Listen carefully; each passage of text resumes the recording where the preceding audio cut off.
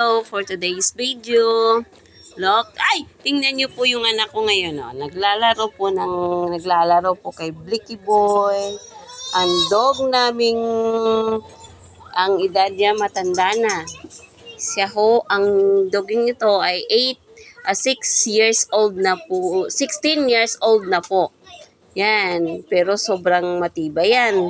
Lakas pang kumain. Kaso lang yung dalawang eyes niyan, bulag na yan.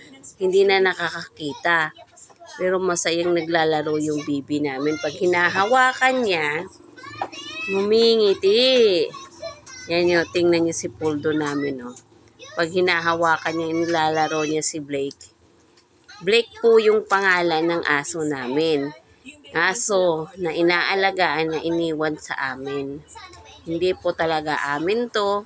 Pinaalagaan lang kasi po yung may-ari nito nasa malayong bansa. Yan o, masayang-masaya masayang-masaya yung anak ko habang hinihimas si Blake. Yan, pagkatapos naman niyang maglaro sa aso, si kuya naman yun nilalaro niya ngayon. Oh, pasakay-sakay siya. Balam. Ang laki ng agwat ng mga anak ko. Yung panganay ko is 11 years old na. At saka yung tong bunso namin, 1 year and 10 months. Look, ang layo. 8 years 8 years ang gap. 8 years.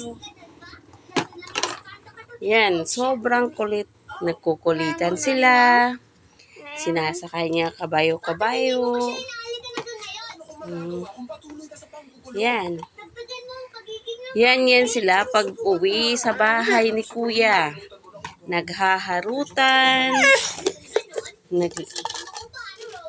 Kinikis niya sa kuya niya. Naglalambingan. Yan tuwing araw. Kada uwi ni kuya. Yan. Masayang-masaya sila.